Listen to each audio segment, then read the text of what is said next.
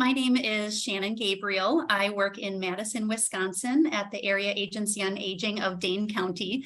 My role here is I'm the Senior Nutrition Program Dietitian and Healthy Aging Coordinator. How would you briefly describe your work with the Enhanced Determined Nutrition Risk Questionnaire to someone unfamiliar with what you do?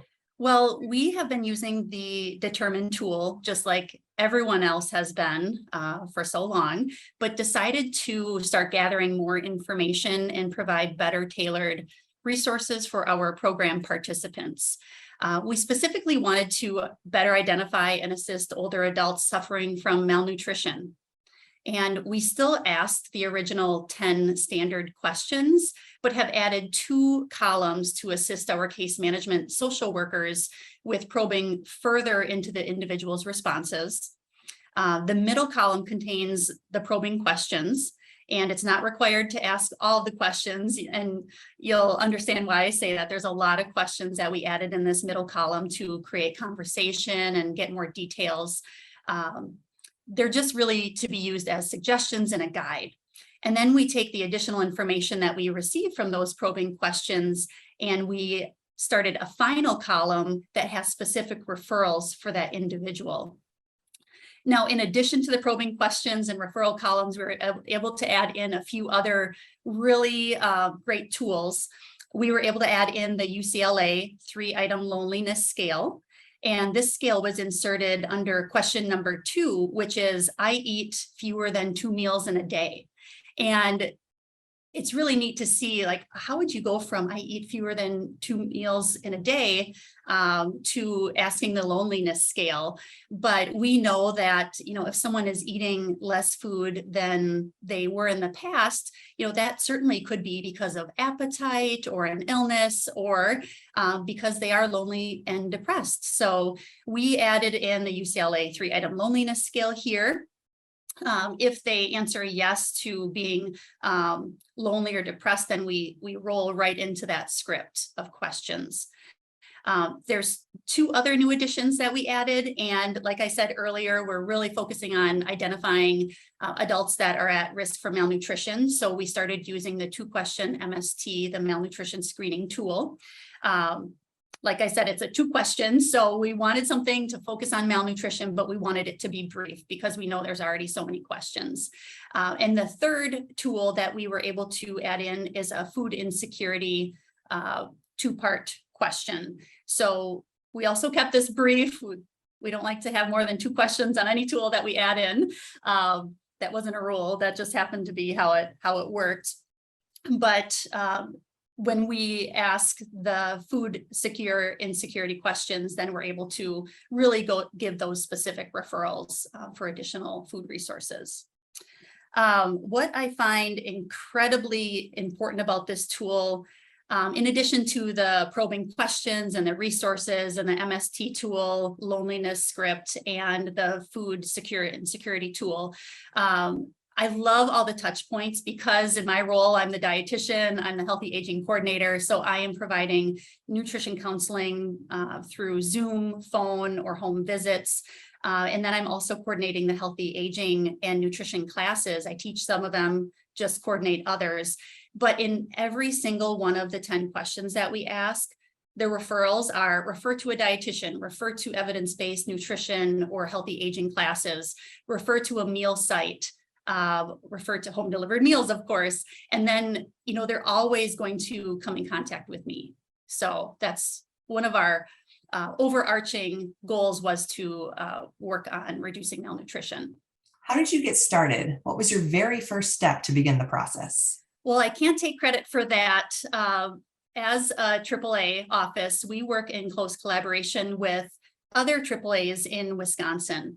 And Pam Van Kampen from another AAA office here has been working on several projects around malnutrition, and specifically how the nutrition program could better identify and assist older adults from suffering from malnutrition.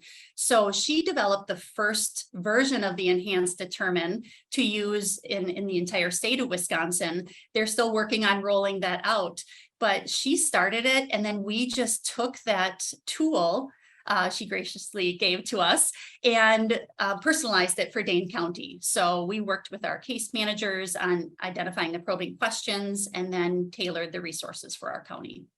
When is the best time to begin a project like this? I would say anytime, sooner the better. It took us about 4 months to customize this for Dane County. Once it was ready, just go with it. That's what we did. We worked on personalizing it.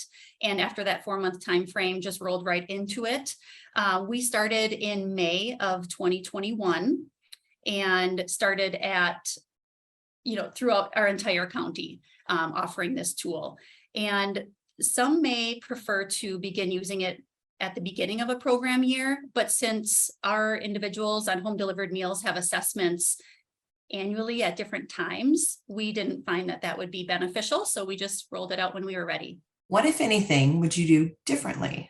Well, I have found, I was joking about the 2-question part of our tools, but we have found that although the 2-question MST tool is easy to use and it asks 2 very important questions, it focuses on weight loss and appetite, we're finding that it's not identifying enough individuals that are at risk for malnutrition. So we started using the Enhanced Determine tool to try to identify older adults that are at risk for malnutrition, because we were going to pilot a breakfast program and we were only going to enroll older adults that had a high Enhanced Determine score and were at risk for malnutrition. Well, in our entire county, we could only find about 10 people, which is such a small number of adults. So that right there was telling us that, this tool was very restrictive. So in one of the nutrition classes that I teach called Stepping Up Your Nutrition, we use a Screen 14 malnutrition tool. Now that is 14 questions. That's a lot of questions to add on to a tool that's already really long. So in a perfect world, I would love to add in the Screen 14 tool. When I use this tool in my nutrition classes, we find that about 50% of the adults in our nutrition classes that answer these questions are at risk for malnutrition. So that's a huge difference, 50% of adults versus 10 in our entire county, a very small percentage. So it would be great to use this larger tool. I know that's not realistic because of time constraints. So what we are hoping to do in the future is that if a case manager, here in Dane County, our case managers are all social workers, if they have an inkling, they think that their individual is at risk for malnutrition, then we want them to have that Screen 14 to use to probe further. So it would probably be in that middle column of probing questions, but wouldn't have to be a requirement to be asked. What words of advice do you have for others pursuing a similar project?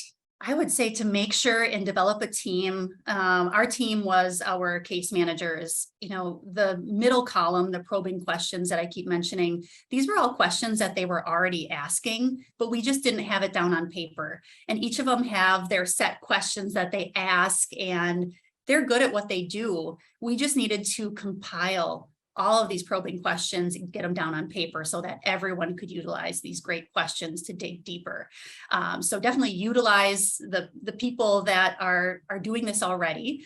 And then I would also say, in addition to compiling the probing questions, also ask about resources. We're all each aware of different resources in the county, so make sure that you're using that team as well to make those resources. And just for fun, what is your dream vacation? Oh, any place warm. Any place, I would say. I haven't gone on a vacation in a while. So any place warm, preferably at an all-inclusive resort where I can say yes to my kids all week long. That would be wonderful. Thank you.